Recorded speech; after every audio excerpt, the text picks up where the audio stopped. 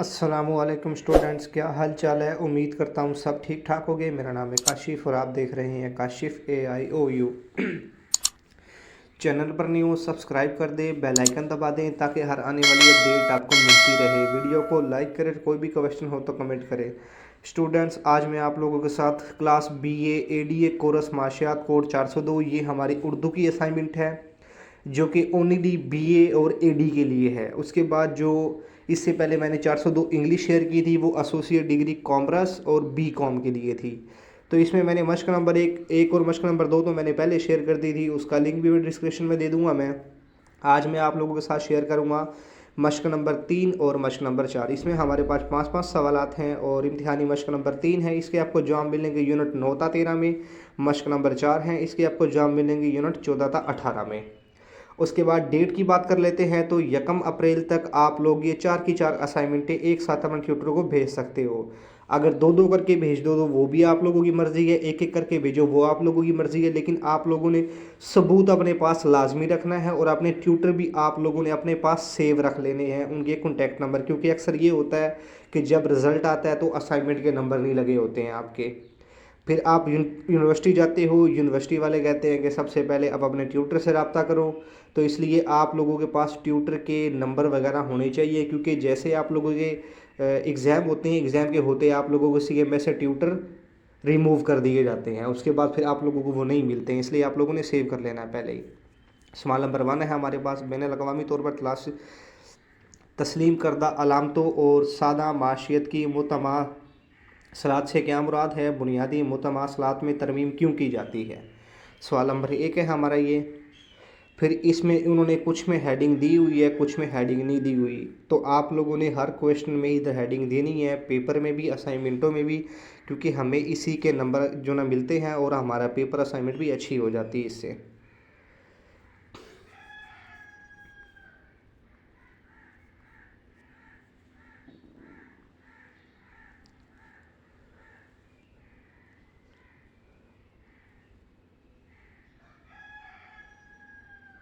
اس کے بعد آگے ہمارا سوال نمبر 2 ہے، ضارب اور اسرا میں فرق واضح کیجیے، نیز مدرج ذیل کی تشریح کیجیے۔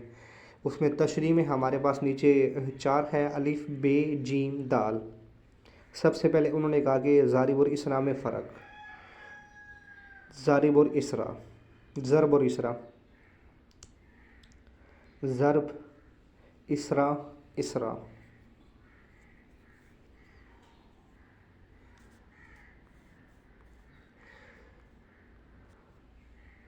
اس کے بعد پھر فرق ہے، اس کے بعد پھر اس میں الف ب ج د وہ نیچے آگے ہمارے پاس الف ہے ضارب صرف متحرک ضارب، جیم ہے خارجہ تجارت اور دال ہے سرمایہ کاری۔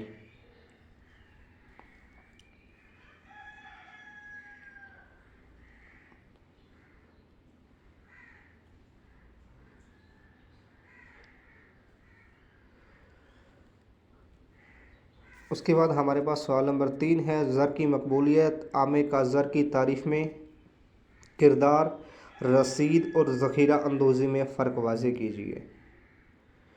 زر کی مقبولیت عامے کا زر کی تعریف میں کردار، یہ ہماری ہیڈنگ ہے، یہ آپ نے مارکر سے لکھنی ہے آپ نے۔ جیسے نیچے ہیں زر کی رسید اور ذخیروں میں فرق، یہ بھی آپ نے مارکر سے لکھنا ہے۔ اس کے بعد ترکیبی ہے، یہ بھی اپنے مارکر سے لکھنا ہے۔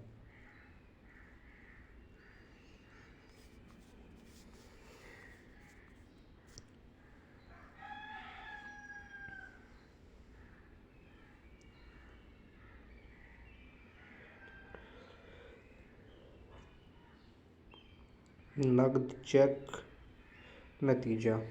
اس کے بعد آگے ہمارا سوال نمبر 4 ہے، سیونگ بینک اور تجارتی بینک میں کیا فرق ہے؟ اعتباری زر کی تخلیق میں تجارتی بینک کیا کردار ادا کرتے ہیں؟ عملی زندگی سے مثالیں دے کر بحث کیجیے۔ سیونگ بینک اور تجارتی بینک میں فرق، خصوصیات، مقصد، قرض کی قسم، ادائیگی کی پالیسی، ذخیرہ کی پالیسی۔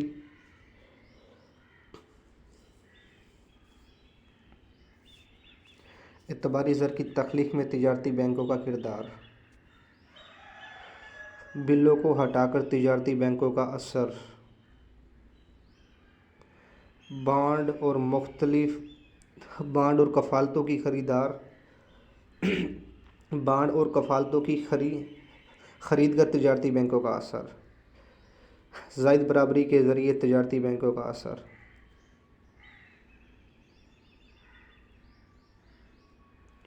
پھر آگے ہمارا آخری سوال ہے مشق نمبر 3 کا، قوت خرید کی مساوات اور شرح مبادلہ میں تعلق۔ اس کے بعد ہے تنقیدی نظریہ، قوت خرید کی مساوات اور شرح مبادلہ میں تعلق۔ پھر تنقیدی جائزہ، اس میں قیمتوں میں فرق،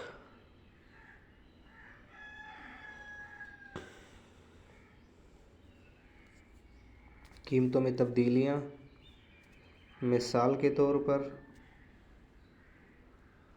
دیگر عوامل، نتیجہ۔ یہ ہماری مشق نمبر 3 کمپلیٹ ہو گئی ہے۔ ابھی ہم چلتے ہیں اپنی چوتھی اسائنمنٹ کی طرف۔ ہمارے پاس اس میں پہلا سوال ہے، پاکستان میں غیر ملکی زر مبادلہ کے ذخائر کی کمی کو دور کرنے کے لیے ہماری برآمدات ناکافی نظر آ رہی ہے۔ کیا ملکی درآمدات یا ملکی زر مبادلہ میں اپنی ادائیگی کو کم کر کے زر مبادلہ میں کمی واقع ہونے سے روکا جا سکتا ہے؟ پاکستان کے زر مبادلہ میں اضافہ کرنے کے لیے مناسب پالیسی واضح کیجیے۔ ملکی زر مبادلہ، درآمدات،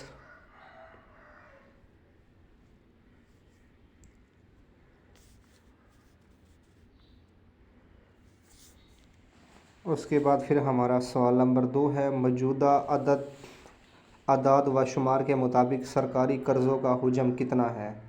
پاکستان اکنامک سروے 2022-23۔ دیکھیے، سرکاری قرضوں کے حجم کو کم کرنے کے لیے سرکاری محاصل کیسے بڑھائے جا سکتے ہیں؟ ایک دانشمندانہ پالیسی ضبط میں تحریر لائیے۔ پاکستان کے سرکاری قرضوں کا حجم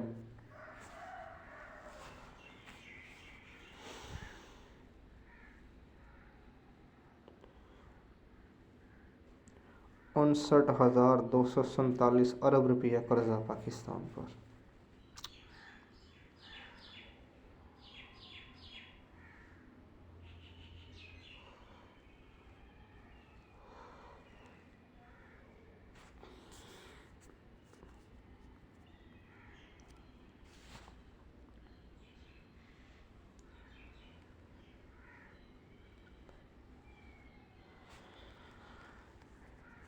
اس کے بعد ہمارے پاس سوال نمبر 3 ہے، کسی ملک کا خسارہ میزانیہ کیسے پورا کیا جا سکتا ہے؟ تحویل خاسر کے مقاصد اور اس کے معاشی اثرات پر بحث کیجیے۔ بتائیے کہ تحویل خاسر کا کسی ملک کے معاشی استحکام سے کیا تعلق ہے؟ وضاحت کیجیے۔ کسی ملک کا خسارہ میزانیہ کیسے پورا کیا جاتا ہے؟ قرض لینا، موجودہ کرنسی، قیمتیں، موجودہ اخراجات۔ یہ ساری آپ لوگوں کی سرخیاں، ہیڈنگ آپ لوگوں نے ان کو مارکر سے لکھنا ہے۔ اس کے بعد طویل خاسر کے مقاصد، طویل خاسر کے معاشی اثرات۔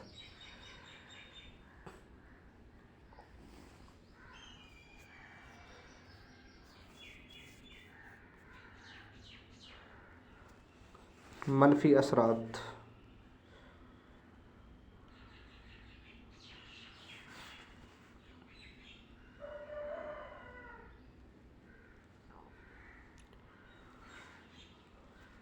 اس کے بعد ہمارے پاس سوال نمبر 4 ہے، معاشی نشو و نما اور سماجی بہبود بحیثیت معاشی ترقی کی پیمائش کا معیار پر بحث کیجیے۔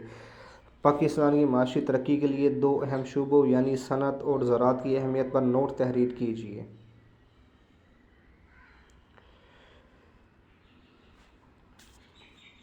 معاشی نشو و نما، فیکس آمدنی، خالص قومی پیداوار، صنعتی پیداوار، زراعتی پیداوار، معاشرتی نشو و نما۔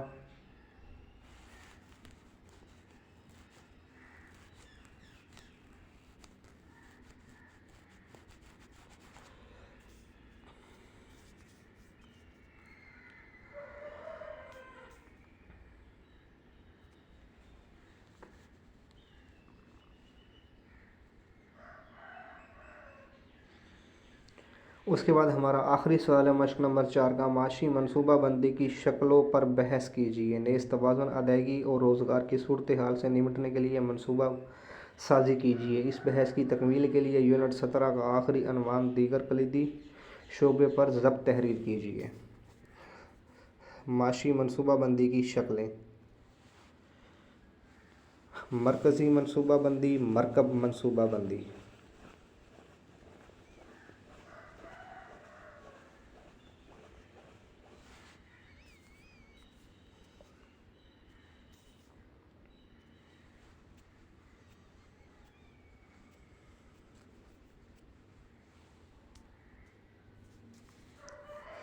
اور یہ ہماری 402 معاشیت اردو مشق نمبر 3 اور مشق نمبر 4 کمپلیٹ ہو گئی ہے۔ آج کی ویڈیو اتنی تھی۔ اللہ حافظ۔